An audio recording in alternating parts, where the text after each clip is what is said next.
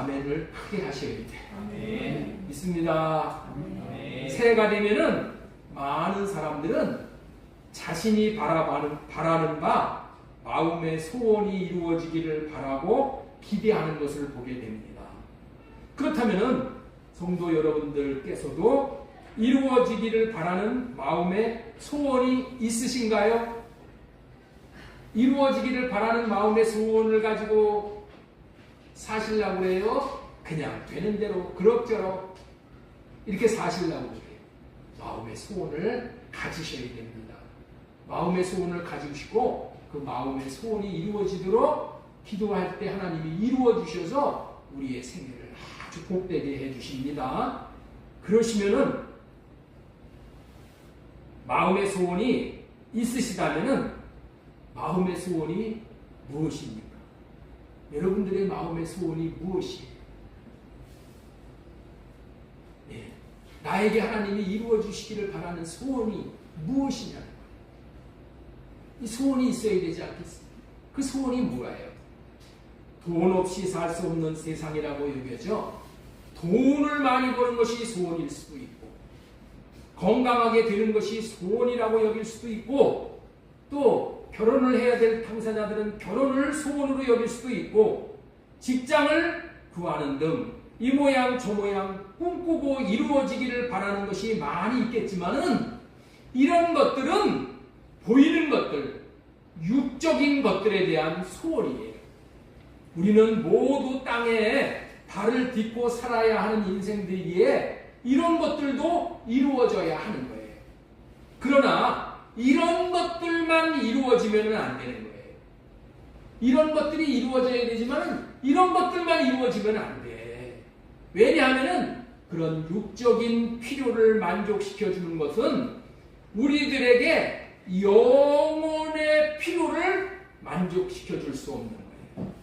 그리고 일시적이고 때가 지나면 없어지는 것들이기 때문에 그래요.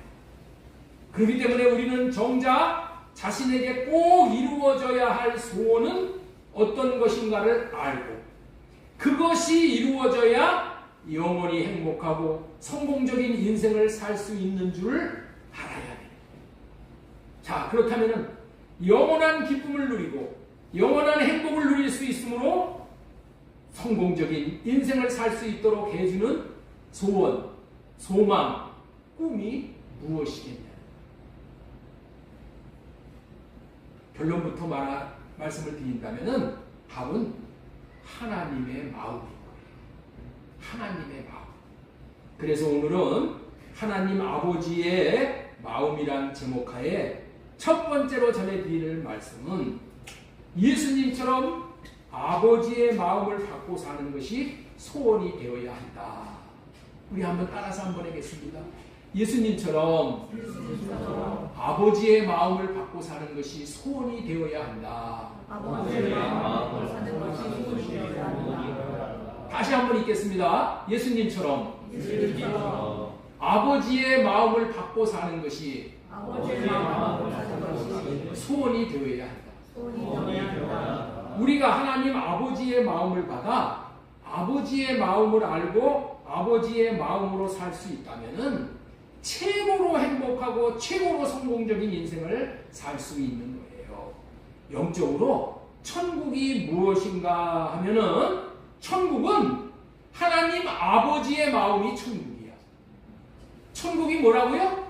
하나님 아버지의 마음이 천국인 거예요.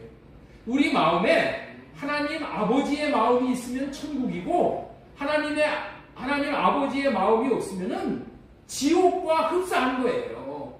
우리 가정에 아버지의 마음이 있으면 우리나라는 천국이고 아버지의 마음이 없으면은 우리나라는 지옥이나 마찬가지인 거예요.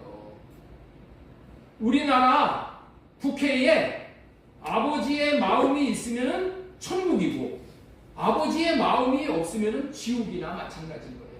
지금 우리나라 국회에 아버지의 마음이 있다고 여기십니까? 없다고 여기십니까? 다투고 분열하는 곳에는 아버지의 마음이 없어요. 대통령을 끌어내리는 것이 아버지의 마음입니까? 대통령이 좀 부족하다고 여긴다면은 잘할 수 있도록 기도해주고 격려해주고 도와주고 섬겨주고 기다려주는 게 아버지의 마음 아니겠냐는 거예요. 그런데 5년을 못 기다립니다. 아버지의 마음은 기다릴 수 있어. 인내할 수 있어. 참을 수 있어. 지금 온 세상이 아버지의 마음을 놓고 마귀의 마음만 득세하고 있기에 백성들이 살기가 힘이 드는 거예요. 이럴 때일수록 우리는 기도해야 합니다. 아버지여 오시어서 지옥을 가져다주는 마귀의 마음을 쫓아주시고 아버지의 마음이 임할 수 있게 해달라고 기도해야 합니다. 우리가 다니는 회사에 아버지의 마음이 있으면 회사가 천국이고 아버지의 마음이 없으면 지옥이나 마찬가지인 거예요. 육신의 몸을 치유해주는 병원에 아버지의 마음이 있으면 그 병원은 천국이고 아버지의 마음이 없이 환자들을 이용해 돈만 벌려고 하면은 그 병원은 지옥이나 마찬가지가 되는 거예요. 왜 그런가요? 어떠한 경우에도 천국을 이루는 아버지의 마음이 없으면은 천국이 될 수 없기 때문에 그런 거예요. 우리 가정도 마찬가지야. 아버지의 마음이 우리 가정에 임하면은 우리 가정은 천국이고 아버지의 마음이 없으면은 지옥을 사는 그렇게 되는 거예요. 그렇기 때문에 우리가 바라는 소원, 소망, 꿈은 아버지의 마음을 받아야 하는 거예요. 예수님은 하나님의 마음이 예수님 안에 계신 천국으로 오셨어요. 예수님은 자신이 아버지의 마음을 안에 모시고 천국으로 오셔서 천국 안에 있는 아버지 하나님의 마음을 주셨어요. 예수님은 아버지 하나님의 마음으로 오셔서 아버지 하나님의 마음을 주시기 위해 오셨습니다. 라는 그런 의미의 말씀이에요. 예수님은 예수님의 마음 안에 하나님의 마음을 모신 천국으로 오셨다는 거예요. 예수님이 천국으로 이때 오실 때 어떻게 천국으로 오셨다? 아버지의 마음을 예수님 안에 가득 담으셔가지고 그 마음을 주시기 위해서 천국으로 오신 거예요. 그러니까 예수님이 이 땅에 오신 이유는 딱 한 가지야. 뭐 천국으로 오셨다, 뭐 여러 가지 복잡한 얘기를 하는데 다른 거 다 그런 거 몰라도 괜찮은데 예수님이 오신 것은 뭐야? 아버지의 마음을 주시기 위해서 아버지를 마음에 모시고 온 거야. 이거 한 가지야, 이거 한 가지. 마태복음 4장 17절 보겠습니다. 이때부터 예수님께서 비로소 전파에 이르되 회개하라. 천국이 가까이 왔느니라. 이 말씀의 담긴 의미가 예수님은 예수님의 마음 안에 하나님의 마음을 모신 천국으로 오셨다는 그런 의미의 말씀입니다. 이 엄청난 말씀입니다. 다시 한번 정리합니다. 예수님은 왜 이 땅에 하나님의 마음을 받은 천국으로 오셨습니까? 예수님은 왜 이 땅에 하나님의 마음을 받은 천국으로 오셨어요? 하나님의 마음을 받은 천국으로 오신 이유가 많이 있지만은 아주 중요한 이유는 우리 마음 안에 천국으로 들어오셔서 천국 안에 계신, 다시 말해서 예수님 안에 계신 하나님 아버지의 마음을 주시러 오신 거야. 하나님의 마음을 주시러 오신 것 뿐이야. 왜? 하나님의 마음을 받아야지 우리가 행복하게 천국을 누리며 살 수 있기 때문이에요. 이런 목적으로 오신 예수님을 성전을 세우러 오셨다, 몸된 교회를 세우러 오셨다라고 하는 거예요. 이거는 이 주보에 다 올려놨습니다. 올려놨어요. 우리 아까 암송 구절 그 밑에를 한번 보셔요. 예, 너무나도 중요하기 때문에 이렇게 올려놓은 거를 그냥 한번 읽고 버리지 마시고 마음에 새기셔요. 예수님은 우리에게 하나님의 마음을 주시기 위해 하나님의 마음을 모신 천국으로 오셨습니다. 예수님은 우리에게 하나님의 마음을 주시기 위해 하나님의 마음을 모신 성전으로 오셨습니다. 예수님은 우리에게 하나님의 마음을 주시기 위해 하나님의 마음을 모신 몸된 교회로 오셨습니다. 다 천국이니 성전이니 몸된 교회니 다 똑같은 의미예요. 하나님의 마음을 예수님의 마음 안에 담았기 때문에 천국이고, 담았기 때문에 성전이고, 담았기 때문에 몸된 교회. 그렇게 오신 거예요. 다 모셔서 마음에 모시고서 오신 거예요. 왜 오셨다고요? 왜 오셨다고요? 우리에게 아버지의 마음을 주시기 위해서 오신 거예요. 복잡한 것 같지만은 다시 말씀을 드리면은 영적으로 천국이 무엇인가 하면은 천국은 하나님의 마음이 천국이라고 전해드렸어요. 우리 마음에 하나님의 마음이 있으면 천국이고 하나님의 마음이 없으면은 지옥이나 마찬가지입니다. 하나님께서 예수 그리스도를 이 땅에 보내시겠다고 약속을 하셨어요. 예수 그리스도를 이 땅에 보내실 때에 빈손으로 보내지 않고 하나님의 영을 주어서 보낼 것이다라고 했습니다. 여기서 말하는 하나님의 영이 하나님 아버지의 마음이에요. 예수님을 이 땅에 보내시기 이미 700여 년 전에 보내실 것이라고 말씀하시고 그 말씀을 이루시어서 보내셨어요. 그렇다면은 예수님이 하나님의 마음을 받고 장래에 오셔서 하시는 일이 무엇인지를 이사야 선지자의 입을 통해서 예언을 해 주셨어요. 그 말씀이 오늘 말씀이야. 본문의 말씀. 1절 보겠습니다. 내가 붙드는 나의 종. 내가 붙드는, 하나님이 붙드는 나의 종은 누구예요? 예수 그리스도야. 내 마음에 기뻐하는 자. 하나님의 마음에 기뻐하시는 분이 예수 그리스도. 곧 내가 택한 사람을 보라. 택한 사람이 누구야? 예수 그리스도. 내가 나의 영을 그에게 주었음죠. 하나님이 예수님에게 뭘 주었다고요? 나의 영을 주었다는 거예요. 하나님의 영을 주었다는 거예요. 하나님의 마음을 주었다는 거예요. 하나님의 마음을 예수님이 받았기 때문에 예수님이 이 땅에 오셔서 이방에게 정의를 베풀어 주시게 된다는 거예요. 하나님께서는 하나님의 영인 하나님의 마음을 예수 그리스도께 주어서 보냈는데 아버지의 마음을 받아서 오신 예수님이 하시는 일이 아주 특별한 일이에요. 우리는 그 일이 무엇인지를 잘 깨달아 알아야 복이 되는 겁니다. 다시 한번 보겠습니다. 내가 나의 영을 그에게 주었은즉 그가 이방에게 정의를 베풀리라.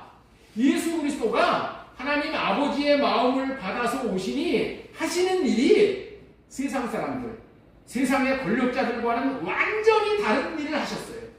180도 다른 일을 하신 거예요.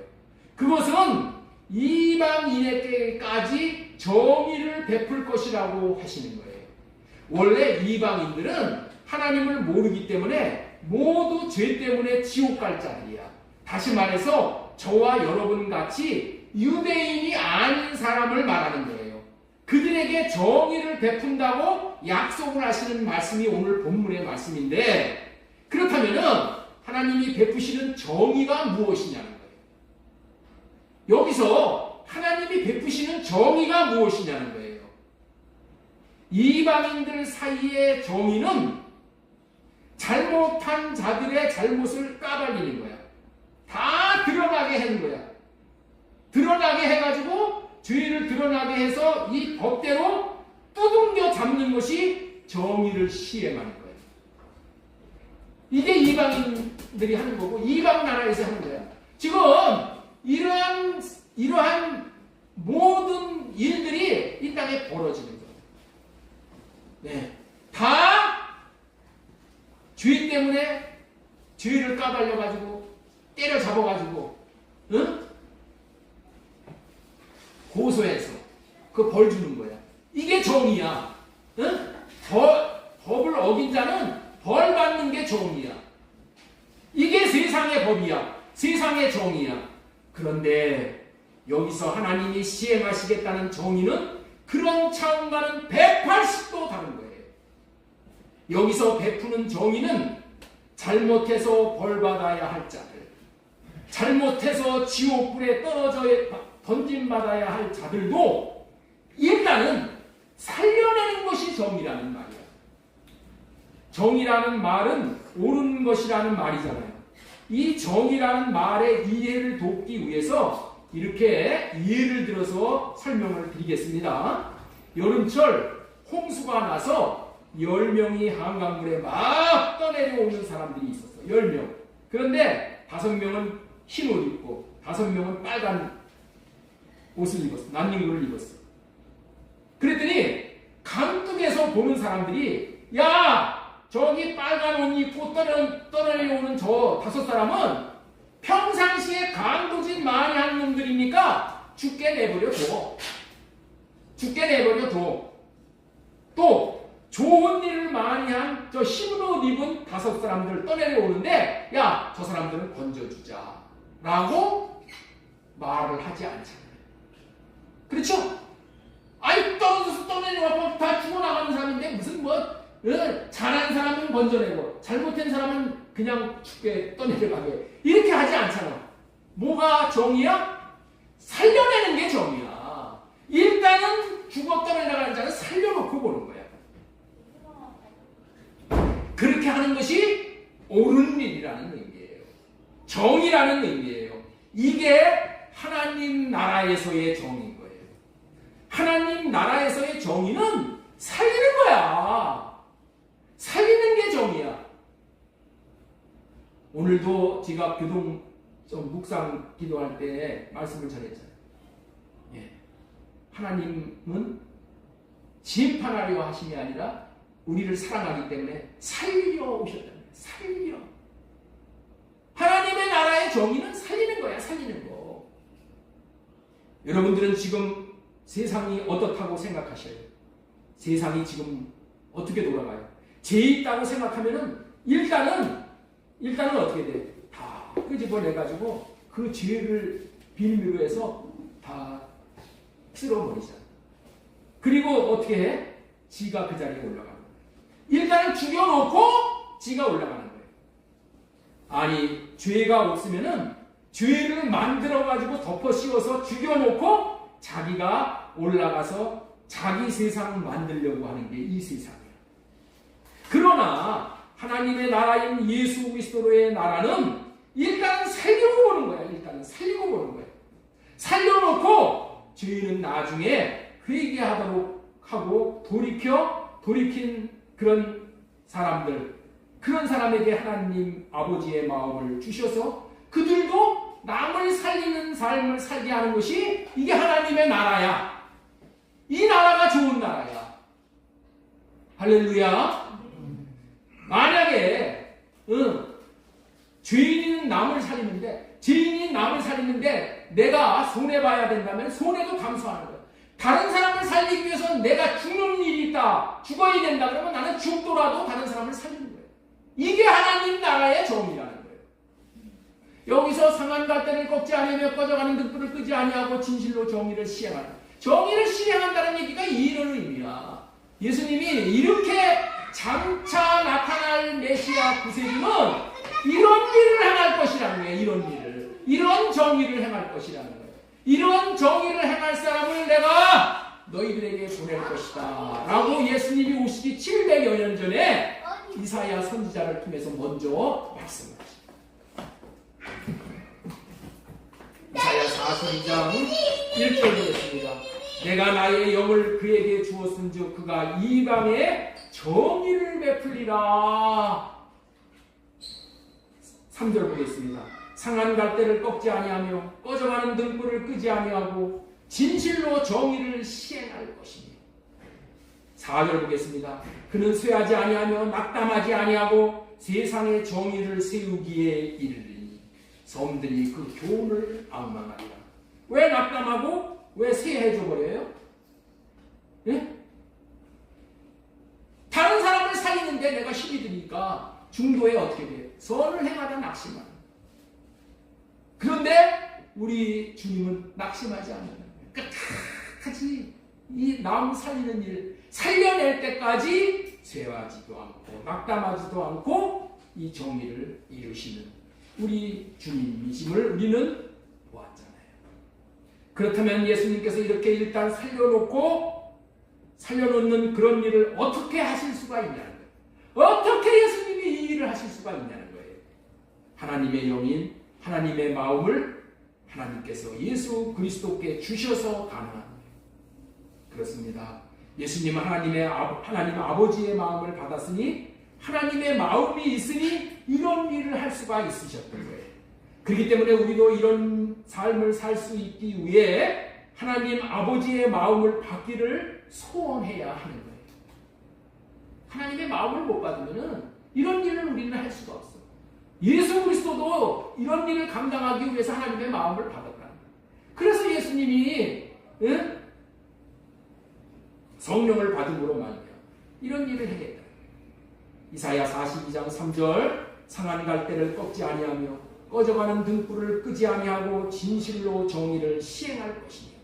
여기서 상한 갈대는 마음이 상한 연약한 사람들을 말하는 거예요. 세상의 모든 사람들을 말하는 거예요. 여러분들 상한 갈대라는 것은 어떻게 하면 상합니까? 근본적으로 죄를 지면 마음이 상합니다. 죄 지은 자는 다 마음이 상해져 있는 거예요. 이게 상한 갈대의 올바른 정의예요. 사람이 얼마나 연약한 존재인지를 갈대와 같다고 표현을 했죠. 사람은 생각하는 갈대다. 파스칼이 그런 얘기도 했지만은 그렇습니다. 우리들은 모두가 다 갈대와 같이 연약한 존재인 거예요. 갈대가 얼마나 연약합니까? 바람이 조금만 불어도 흔들리잖아요. 잘 흔들려요. 예? 비난의 바람, 흉보는 바람, 잘못했다고 정죄하는 바람, 책망의 바람만 불어와도 상처를 받아요. 그래서 꺾여버릴 수밖에 없는 존재. 그래서 세상을 살다 보면은 이렇게 마음이 상하고 저렇게 마음이 상하게 되어 온 마음이 다 상해져 있는 존재들이 다 이 세상 사람들이에요.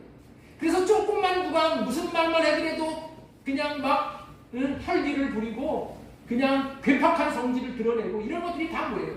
상한 마음이 있기 때문에 그런 거예요. 상한 마음. 상하지 않은 사람은 누가 뭐를 해더라도 흔들리지 않아. 요동하지 않아. 왜? 그 사람이 나한테 뭐라고 해봤자 뭐라고 한다고 해서 내가 그런 사람이 되는 것은 아닙니까? 그러니까 마음이 상하지 않은 사람은 통이 커. 관대해. 그런데 이 세상에 있는 사람들은 누가 무슨 말만 해봐 못 참잖아. 그리고 힘들어하잖아. 힘들어하잖아. 그런 의미를 상한 갈대라고 해요. 상한 갈대와 같게 되면 정상적인 삶을 살아갈 수가 없고 자꾸 문제를 일으키게 되는 거예요. 그런 문제투성이가 되어질 상한 갈대라도, 그런 상한 갈대라도 우리 예수님께서 오셔서 꺾어버리지 않는다. 꺾어버리질 않는다. 상한 갈대, 저와 같은, 저나 여러분과 같은 이런 상한 갈대들도 예수님은 꺾어버리지 않는다. 꺾어버리지 않고 어떻게 돼? 그도 살리시는 거야. 그도 그 정의를 베풀어서 꺼져가는 등불을 끄지 아니하시고 진실로 정의를 시행하실 것입니다. 상한 영혼들은 그대로 두면은 저절로 쇠하여 버려 꺼져가는 등불처럼 기름이 떨어져 깜빡깜빡하다가 꺼져가는 등불과 같은 존재잖아요. 남들로부터 천시받고 버림을 당할 수밖에 없는 존재로 살다가 죄를 짓게 되는 거예요. 그래서 죄는 죄를 불러들이고 또 죄지. 그 마지막은 죄를 범한 것 때문에 영원한 지옥에 인정사정도 없이 던져버려질 그런 존재들이지만은 예수 그리스도는 그들을 그대로 상한 갈대같이 여기시지 않으시고 꺾어버리시지도 않으시고 오히려 불쌍히 여기시고 사랑과 긍휼로 건지셔 주시고 품어주시고 살리시어서 재기할 수 있도록 하시는 삶을 사실 수 있게 하실 것이라는 의미의 말씀이 본문 말씀이에요. 그렇다면 세상의 논리와는 다르게 예수 그리스도가 어떻게 이렇게 상한 갈대와 같은 한 영혼을 긍휼히 여기시는 인격의 소유자가 될 수 있으셨냐는 말이에요. 그것은 예수님은 하나님의 마음을 받고 오셨기 때문에 그렇다고 말씀을 드렸습니다. 이사야 42장 1절 말씀 보겠습니다. 내가 붙드는 나의 종, 내 마음에 기뻐하는 자. 우리 하나님은 예수님을 뭘로 붙들었어? 하나님의 마음으로 붙들었어요. 하나님의 마음으로 붙들었어요. 내 마음에 기뻐하는 자, 곧 내가 택한 사람을 보라. 내가 나의 영을 그에게 주었습니다. 예수님에게 뭘 주었다고요? 하나님의 영을 주었다. 하나님의 영을 부어주셨어요. 하나님의 영을 받았기 때문에, 하나님의 마음을 받았기 때문에 예수님이 이런 삶을 정의를 행하는, 정의를 베푸는 그런 삶을 살 수 있다.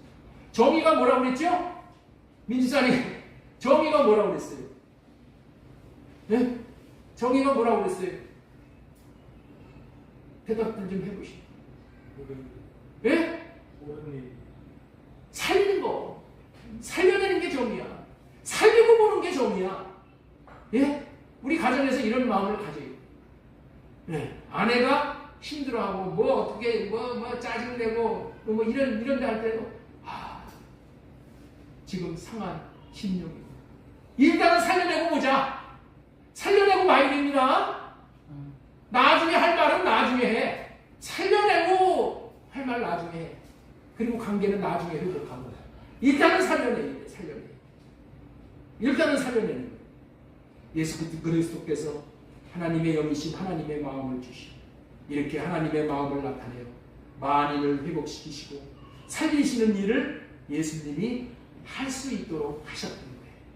그뿐만 아니라 우리에게도 예수님에게 주셨던 하나님의 영이신 하나님의 마음을 동일하게 주시겠다고 약속하신 내용이 이사야 41장 5절 이하의 말씀이에요. 우리 한번 5절을 보겠습니다. 하늘을 창조하여 펴시고 땅과 그 소산을 내시며 땅 위의 백성에게 호흡을 주시며 땅에 행하는 자에게 영을 주시는 하나님 여호와께서 땅에 행하는 일, 땅에서 살아가는 자에게 뭐를 주시는 하나님? 영을 주시는 하나님. 무엇을 주시는 하나님? 하나님의 마음을 주시는 하나님 여호와께서 이같이 말씀하십니다. 나 여호와가 의로 너를 불렀은즉 내가 네 손을 잡아 너를 보호하며 너를 세워 백성의 언약과 이방의 빛이 되게 하리니. 여호와가 의로 너를 불렀다며. 의가 뭐라고요? 의가 살리는 자의 삶을 살라고 너를 불렀다는 거야. 살리는 자의 삶을 살라고. 내가 네 손을 잡아 너를 보호하며 너를 세워 백성의 언약과 이방의 빛이 되게 하리니. 이 말씀은 원래 예수 그리스도를 이러한 위대한 일을 행하게 하시겠다는 예수 그리스도에게 주시는 말씀이에요. 그렇지만은 동일하게 저와 여러분들에게도 예수 그리스도처럼 하나님의 영이 하나님의 마음을 받기만 하면 동일한 삶을 살도록 하시겠다는 말씀이기도 하는 소망의 말씀이에요. 우리는 백성들에게 언약이 이루어질 수 있도록 할 수도 없어. 내가 내 자녀에게 하나님께서 약속하신 언약을 이루어지게 나는 못해. 살 수도 없고 이방인들에게 빚을 바랄 수도 없는 존재야. 우리가 어떻게 이방인들에게 빚을 바래? 그러나 하나님이 주시는 하나님의 아버지의 마음을 받으면은 그 마음이 내 안에 있기 때문에 언약도 이루어지게 하고 빚도 바랄 수 있는 그런 사람이 되는 거야. 그게 이 소망의 말씀이야. 나로가 아니라 하나님으로 말미암아 이런 삶을 살 수 있게 되는 거예요.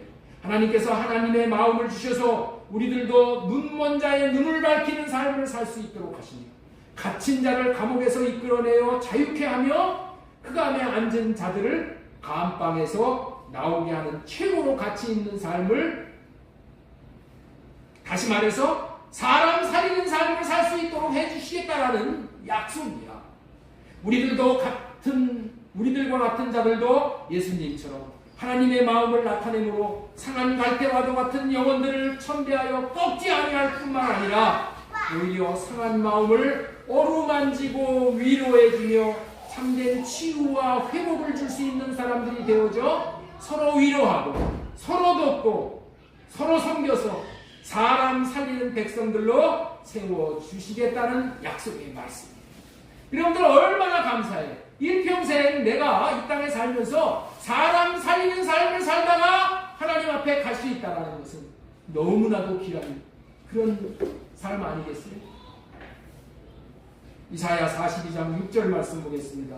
내가 내 손을 잡아 너를 보호하며 너를 세워 백성의 언약과 이방의 빛이 되게 하리니 네가 눈먼 자들의 눈을 밝히며 갇힌 자를 감옥에서 이끌어내며 흑암에 앉은 자를 감방에서 나오게 하리라. 얼마나 놀라운 말씀인지 생각해 보세요. 많은 사람들은 지금도 창살 없는 감옥에 갇혀 얼마나 고통을 당하고 있는지 모를 정도잖아요. 이 세상에 있는 모든 사람들은 창살이 없는 감옥에 갇혀 있어요. 여러분들 형무소에 가서 창살이 있는 감옥에 갇힌 사람들만 갇혀 있는 게 아니에요. 우리들도 그렇고 모든 사람들이 창살 없는 감옥에 갇혀. 지금도 창살 없는 감옥에 갇혀 밤잠을 못 자고 번뇌하며 고통당하고 있는 사람들이 많지만 그럼에도 불구하고 사람들은 자기만 아는 존재이잖아요. 자기만 등 따숩고 배부르고 그러면은 만족이지. 남이 어떤 고통을 당하든지 피도 눈물도 없는 냉혈 인간과 같이 무관심한 존재잖아요. 우리들 자신이 지금 그렇게 살고 있잖아요. 예? 우리들 자신이 지금 그렇게 살고 있잖아요. 냉혈 인간과 같이. 이게 무슨 얘기인지 이해가 안 되죠? 지금 우크라이나에서는 매일 수백 명씩 죽어나가잖아. 근데 우리는 지금 무관심하잖아. 그렇죠? 왜 그래요? 왜 우리가 무관심할까? 무관심한 이유가 뭘까? 보이나? 왜 무관심할까? 왜 우크라이나에서 저렇게 죽어져 그냥 막 나가는데 우리가 관심이 없는 이유가 뭐예요? 왜 그래? 왜 그래? 하나님의 마음이 없기 때문에 그렇다는 거야. 하나님의 마음은 그들을 보고 불쌍히 여기고 긍휼히 여기고 어떻게든지 저들을 살리고 싶은 그런 마음이잖아. 그런 마음이 우리에게 임하면 어떻게 돼? 우리는 제한이 있으니까, 한계가 있으니까 가서 도와주지 못한다 할지라도 기도라도 할 우리가 도와줄 수 있잖아. 그렇죠? 기도하잖아. 기도보다도 더 큰 도움이 어디 있어? 우리의 마음이 거기가 있지 않지. 이런 인간들이 예수 그리스도와 같은 삶을 살 수 있게 되어질 수 있는 이유는 하나님 아버지의 마음을 받음으로 그 놀라운 삶을 살 수 있게 해주신다는 말씀이에요. 그렇기 때문에 우리의 소원은 이제 아버지의 마음을 받는 것이 되어야만 하는 것입니다.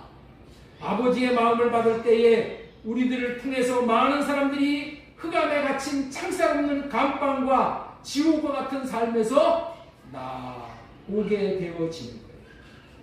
그래서 그 사람들도 사람 살리는 삶을 살 수 있게 또 되어집니다. 이와 같은 삶을 살 수 있도록 해주시는 것이 아버지 하나님의 마음이에요. 그렇기 때문에 우리 모두는 아버지의 마음을 받아야 합니다. 아버지의 마음을 받기만 한다면 그 사람을 통해서 자기 자신도 천국을 누릴 수가 있고 주위에 있는 사람들에게도 천국을 누릴 수 있게 해주므로 우리 모두 기쁘고 행복하고 성공적인 한 생애를 살 수 있게 되는 거예요. 지금까지는 설교 제목 아버지 하나님의 마음이라는 제목으로 예수님처럼 아버지의 마음을 받고 사는 것이 우리의 소원이 되어야 한다 라는 말씀을 전해드렸습니다. 두 번째로 전해드리고 싶은 말씀은 하나님의 마음을 받음으로 믿음의 사람이 되어진다. 자, 우리 한번 따라서 한번 하겠습니다. 하나님의 마음을 받음으로 믿음의 사람이 되어진다. 다시 한번 하겠습니다. 시작. 하나님의 마음을 받음으로 믿음의 사람이 되어진다. 예. 따라서 할 때, 따라서 하려고 할 때 하면은 복이야. 하나님의 마음을 받음으로 믿음의 사람이 되어지는 거예요. 신앙생활에서 믿음보다 중요한 것은 없어. 모든 것은 다 하나님의 축복은 다 믿음으로 받는 거예요. 믿음으로 받는 거예요. 그러니까 믿음이 있기 때문에 이 자리에 나온 거예요. 믿음으로 하나님 앞에 예배드릴 때 하나님을 기쁘시게 하고 그래서 나를 책임져 주시고 내 가정을 책임져 주시고 내 앞길을 열어주시고 천대까지 만대까지 우리 자손들이 번창하게 해주실 거예요. 이게 믿음이 있기 때문에 여러분들이 신앙생활을 하는 거야. 네? 신앙생활에 아주 시작이 뭘로 하는 거예요? 믿음으로 하는 거야. 믿음으로.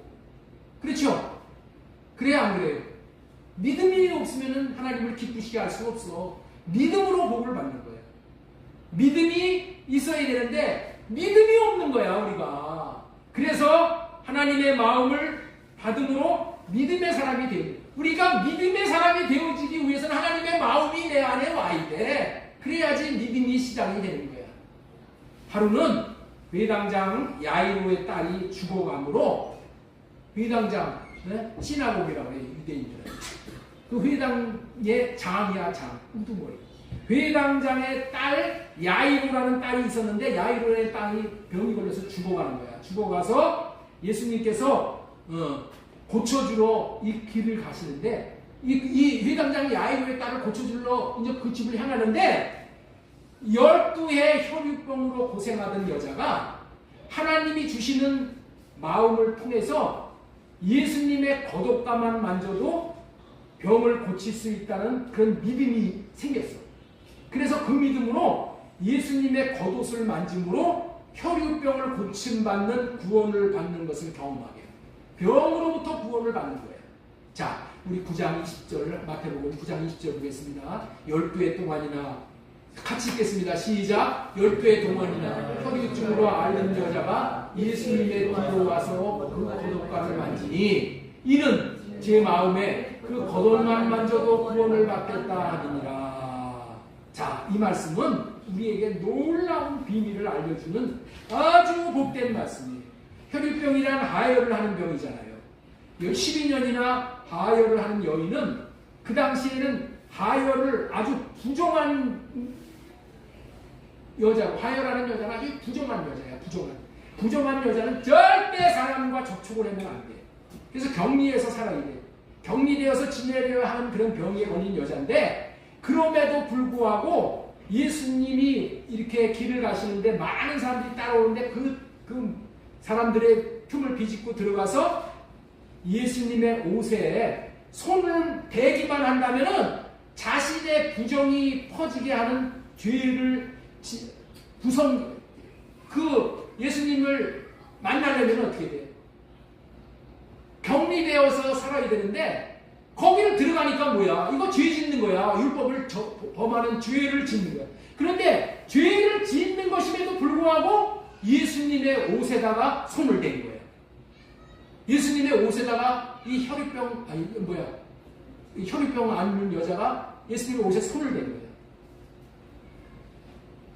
죄를 짓는 것임에도 불구하고 그런 거 가릴 겨를이 없어. 예수님의 옷에 그냥 손을 대버렸어요. 그렇게 손을 대니까 부정한 여자가 어떤 깨끗한 것을 만지면은 깨끗한 것도 부정해지는 거야. 이게 부정의 원리야. 그런데 이 부정한 여자가 예수님의 이게 옷길에 손을 댔더니 예수님이 부정해진 것이 아니라 예수님의 거룩이 이 여자에게 쫙 밀려나가서 이 여자의 부정이 쫙 다 빠져나가 버렸어요. 부정이 빠져나가서 고치는 거예요. 이게 예수님의 거룩의 능력이라는 거예요. 하여튼 어떻든 간에 이 여자의 부정이 없어져 버려서 깨끗하게 고침받는 은혜를 입고 병으로부터의 구원을 받게 됐는데, 이때 구원을 받은 이유가 딱 한 가지야. 이때 구원을 받은 이유가 딱 한 가지야. 자, 보세요. 마태복음 9장 21절 이는 제 마음에 그 겉옷만 만져도 구원을 받겠다 함이니라. 네? 그 마음에 내가 예수님의 겉옷만 만져도 내가 병이 낫겠다라는 마음이 이미 들었어. 네? 마음이 와서 어떻게 됐다? 그 마음으로 예수님의 옷깃을 손을 댔다는 거예요. 이 여자가 고침받은 이유가 뭐라고요? 딱 한 가지. 고침받을 수 있겠다는 마음에서부터 나오는 믿음이 있었다는 거야. 고침받을 수 있다라는 마음에서부터 나오는 믿음. 이 여자에게 있게 된 이 믿음이 이 여자의 혈병에서 고침을 받을 수 있게 된 거예요. 여러분들이 잘 아셔야 하는 것은 사람에게는 원래 믿음이 없잖아요. 사람은 믿음이 없는 존재야. 그런데 이 여인에게 이런 믿음이 어디서 왔냐는 거예요. 이 믿음이 어디서 왔다고요? 하나님의 마음이 이 여자에게 왔다. 하나님께서 은혜를 베풀어 주셔서 하나님의 마음을 이 여자에게 주셨어. 하나님의 마음이 이 여자에게 와서 이 여자에게 고칠 수 있다라는 마음을 주시니까 고칠 수 있는 믿음이 생겨났다. 이는 제 마음에 겉옷만 만져도 구원을 받겠다 하니라. 이 얘기가 무슨 얘기라고요? 내가 이미 하나님이 이런 마음을 주셨어요. 이런 마음에서 믿음이 나온 거예요. 그 마음이 누가 주신 마음이라고요? 하나님이 주신 마음이에요. 하나님이 주신 마음. 그렇기 때문에 하나님의 마음은 믿음을 주시는 마음이에요. 하나님의 마음은 무슨 마음이라고요? 믿음을 주시는 마음이니까 우리에게 믿음을 주시는 마음이야. 그렇기 때문에 하나님 아버지의 마음이 믿음을 주시는 마음이기 때문에 하나님께서 한 인생에게 찾아오셔서 하나님의 마음을 주시면 그 마음을 받은 사람이 믿음의 사람으로 세워지는 거예요. 오늘 읽은 우리 찬양 하나님의 은혜로 여기 3절에 보면 이런 말씀이 나와. 왜 내게 성령 주셔서 내 마음을 감동해 주 예수 믿게 하는지 나는 알 수 없다. 왜 내게 성령 주셔서. 성령이 뭐예요? 하나님의 영이에요. 하나님의 영이 뭐라고요? 하나님의 마음. 왜 내게 하나님의 마음을 주셔서 내 마음 감동해 주 예수 믿게 하는지 나는 알 수 없도다. 내가 하나님을 믿는 믿음이 어디서 나온다고요? 하나님이 그 마음을 주셔서, 그 마음을 주셔서 믿음이 생깁니다. 이 여자의 마음에 하나님 아버지의 마음이 임하니 믿음이 생기는 거예요. 자신의 어떠함으로 고침받게 된 것이 아니고 하나님의 은혜로 된 것임을 알 수 있게 됩니다. 그렇습니다. 하나님의 마음을 받으면 믿음도 생겨나 그 믿음으로 병도 고침받고 마음의 상처도 치유받고 마음에 자살하고 싶은 생각이 들던 사람도 하나님의 마음이 임하니 살아야겠다는 마음으로 바뀌어지게 되고 사랑 못할 사람도 사랑할 수 있는 사람이 되어지는 하나님의 마음이죠. 이처럼 하나님의 마음을 받게 되면 한 사람의 생각도 바꿔주시고 마음도 바꿔주시고 모든 마음의 선한 영향력을 받게 되니 잘 될 수밖에 없게 되어집니다. 하나님의 마음을 주시니까 내가 몸이 아파도 야 교회 나가야지. 교회 나가서 예배 드리면은 하나님이 고쳐주실 것이야. 이러고 교회로 달려나와. 예? 이러고 교회로 달려나옵니까? 그런데 이 마음이 실실 치고들면 어떻게 돼? 에이 오늘 아프다는 핑계대고 교회 나가지 말아야 되겠다. 이게 어떤 거예요? 이게 하나님의 마음이 식어져요. 하나님의 마음이 고르죠. 이런 지경에 내가 왔다면 어떻게 돼요? 나를 위기의식을 가져요. 그래서 뭐 어떻게 해야 되는 거예요? 하나님의 마음을 주세요. 하나님의 마음을 주세요. 하나님의 마음으로 말하면 내가 믿음의 삶을 살 수 있게 해주세요. 하나님이 나에게 지정해 주신 이 교회의 복된 자리를 내가 지킬 수 있게 해주세요. 그래서 이 예배를 드릴 때도 자기 자리는 누가 안 앉잖아요. 하나님 내 자리가 오늘도 비어있네. 내가 그 자리에 가서 채우고 그 은혜의 자리 하나님이 얼굴이 향하시는 그 자리 나갈 수 있게 해주세요. 예? 뭐가 생기면 그렇게 된다고요? 하나님의 마음이 나에게 부어지면 그렇게 돼요. 모든 것은 다 하나님이 주시는 마음으로 그렇게 되어진다는 거예요. 지금까지는 하나님 아버지의 마음, 첫 번째 예수님처럼 아버지의 마음을 받고 사는 것이 소원이 되어야 한다. 두 번째 하나님의 마음을 받음으로 믿음의 사람이 되어진다는 말씀을 전해드렸습니다. 자, 세 번째 주님처럼 살 수 있는 유일한 길은 하나님의 마음을 받고 살아요.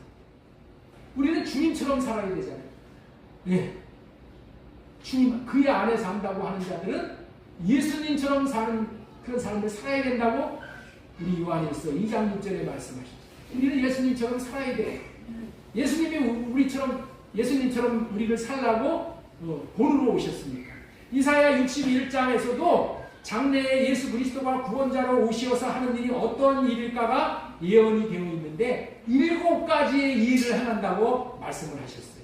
그런데 이런 놀라운 일을 할 수 있는 비밀은 하나님의 마음을 받았기 때문에 그렇다는 거예요. 우리 이사야 61장 우리 말씀 한번 밑에 거 띄워 말씀을 자 보세요. 이사야 61장 1절 자, 이사야 61장 1절 자 보세요. 시작. 주 여호와의 영이 내게 내리셨으니 주 여호와의 영이 내게 내리셨으니 주 여호와의 마음이 내게 내리셨으니 이 얘기야. 장래에 메시아로 오실 예수 그리스도께 대해서 700여 년 전에 이런 예언이 선포가 됩니다. 주 여호와의 영이 내게 내리셨으니 예수님에게 주 여호와의 영이 내리니까 어떤 삶을 사냐? 여호와께서 내게 기름을 부으사 영이 내리셨다는 것이 성령의 기름을 부었다는 얘기 똑같은 거예요. 마음을 받았다. 가난한 자에게 아름다운 소식을 전하게 하려 합니다. 가난한 자들에게 아름다운 소식을 전할 수 있게 된다는 거예요. 가난한 자들에게. 부자들에게 복음 전하면 어떻게 돼? 원금도 많이 나오고 먹을 것도 또 푸짐하게 챙겨주고 그러죠? 가난한 자에게 복음 전해봐. 나오는 거 아무것도 없어. 가난한 자에게 복음을 전하는 삶은 힘든 삶이야. 우리 청소년들에게 복음을 전하는 그런 목회는 힘든 목회야. 그럼에도 불구하고 예수님은 가난한 자에게 아름다운 소식을 전하게 하려 하시느니라. 하나님의 마음은 가난한 자들에게 복음 전하게 하시기 위해서 예수님에게 하나님의 마음을 부어주셨다. 마음이 상한 자를 고치며 포로된 자에게 자유를 주고 갇힌 자에게 노임을 선포하며 하나님의 은혜의 해와 우리 하나님의 보복의 날을 선포하며 모든 슬픈 자를 위로하게 무릇 시온에서 슬퍼하는 자에게 화관을 주며 그 죄를 대신하며 기쁨의 기름으로 그 슬픔을 대신하며 찬송의 옷으로 그 근심을 대신하시고 그들의 의의 나무 곧 여호와께서 심으신 영광을 나타낼 자라 일컬음을 받게 하려 하십니다. 예수님이 이런 일을 행하시기 위해서 오실 것이라고 예언을 하신 거예요. 예수님은 부귀영화 공명 누리기 위해서 이 땅에 오신 게 아니고 이런 일을 하시기 위해서 오신 거예요. 이런 일은 누가 한다고요? 이런 일은 누가 한다고? 하나님의 마음을 받은 자들이 합니다. 하나님의 마음을 받은 자들만 이런 일을 할 수가 있어. 우리 거기 이사야 61장 거기 적어놨죠? 가난한 자들에게 아름다운 소식을 전파하게 하십니다. 마음이 상한 자를 고쳐주고 포로된 자에게 자유, 갇힌 자에게 노임을 선포하며 모든 슬픈 자를 위로하며 우리 슬픔 당한 자는 너무 많잖아요. 하나님은 우리에게 하나님의 마음을 주셔서 슬픈 자를 위로하는 삶을 살라고 하십니다. 슬퍼하는 자에게 관을 씌워줍니다. 죄를 대신하고 관을 씌워줍니다. 기쁨의 기름으로 그 슬픔을 대신하며 찬송의 옷으로 그 근심을 대신하며 의의 나무 여호와께서 심으신 그 영광을 나타내는 자, 우리가 하나님의 영광을 나타내는 자로 쓰입니다. 우리는 지금까지 전해드린 말씀을 통해서 하나님의 마음을 받는 것이 이렇게 위대한 사람으로 위대한 생애를 살아갈 수 있게 된다는 것을 통해서 이것이 구원에 이르는 길이라는 것을 알려드렸으니까 이제 온 마음 다해 주님의 마음을 받고 주님처럼 살 수 있기를 소망합니다. 마지막으로 전해드릴 말씀은 주님처럼 살 수 있게 해주시겠다는 언약을 믿어야 된다. 우리가 주님의 마음을 받으려면은 아이고 주님 나에게 주님 마음 주세요. 마음의 소원만 가지고 되는 게 아니야. 주님의 마음을 받고 살려면은 예수님처럼 하나님의 마음을 나타내면서 살려면은 주님의 마음을 주시겠다라는 이 언약을 믿어야 돼. 하나님의 마음을 어떻게 받을 수 있는가? 여기에 우리가 온 마음을 이제 기울여야 되겠다라는 그런 동기부여는 받으셨죠. 내가 하나님의 마음을 받아야 되겠다. 이런 동기부여는 다 생기셨죠? 그렇다면은 이제 어떻게 받냐는 거야? 어떻게? 마음의 소원을 가져야 하는데 마음의 소원을 가진 사람은 반드시 그렇게 주님의 마음을 주시겠다는 이 언약을 믿어야 한다는 거예요. 우리가 하나님의 마음을 받는 것이 이토록 중요하기에 하나님께서는 저와 여러분들에게 이미 하나님의 마음을 주시겠다고 이미 약속을 하셨습니다. 그러니 그 약속을 믿고 언약 백성으로 언약을 따라서 살게 되면은 저와 여러분들은 날마다 하나님의 마음을 받고 누릴 수가 있게 되어지는 거예요. 자, 우리 신명기 30장 6절 말씀 보겠습니다. 네 하나님 여호와께서 네 마음과 네 자손의 마음에 할례를 베푸사 너로 마음을 다하며 뜻을 다하여 네 하나님 여호와를 사랑하게 하사 너로 생명을 얻게 하실 것입니다. 여기서 주님의 사랑의 마음을 받을 수 있는 길은 사랑하게 한다는 얘기는 사랑할 수 있는 마음을 받게 해주신다 이런 뜻이야. 예? 사랑할 수 있는 마음을 받게 해주시는데 사랑할 수 있는 마음을 받을 수 있는 길은 뭐예요? 먼저 할례를 받는. 내가 육신의 생각을 할례 받고 주님 안에 들어가서 주님이 주시는 사랑의 마음을 받을 때에 아버지의 마음인 하나님의 생명을 받게 됩니다. 똑같은 의미의 말씀이 새 언약이에요. 이 새 언약이 이루어짐으로 하나님 아버지의 마음을 받을 수 있게 된다고 약속하셨으니까 이거를 믿고 따르면 되는 거예요. 자, 우리 에스겔 36장 25절 보겠습니다. 26절. 또 새 영을 너희 속에 두고 새 마음을 너희에게 주어 너희 육신에서 굳은 마음을 제거하고 부드러운 마음을 줄 것이며 새 영을 너희 속에 두고 새 마음을 하나님의 마음을 주니까 우리 마음이 부드러운 마음이 된다. 부드러운 마음이 뭐예요? 이웃을 사랑하고 원수를 사랑하고 사랑할 수 있는 마음이 부드러운 마음이잖아요. 이렇게 주겠다는 거예요. 이렇게 주님이 주님의 마음을 주시겠다는 언약을 확실히 믿어야 돼. 확실히 믿어야 됩니다. 확실히 믿고 또 이 주님의 마음을 확실히 믿고 이제 주시겠다라는 이 절차를 따라서 사는 것이 그것이 뭐냐? 성령으로 호흡하는 거예요. 성령으로 말미암아 주님의 마음을 우리에게 주시거든요. 저 뒤에 유인물에 성령으로 호흡하는 기도를 저다 다 비치해놨어요. 저를 따라서 성령으로 호흡하게 해주세요. 아빠 성령으로 호흡하게 해주세요. 아빠 첫째 것을 패하시고 둘째 것으로 살게 해주셔서 감사합니다. 아빠 성령으로 호흡하게 해주세요. 숨을 들이쉬시고 숨을 내쉬면서 아빠 제재가 주님께 넘어가게 해주셔서 감사합니다. 이렇게 감사하고 할례받고 주님 마음 안으로 들어가는 기도예요.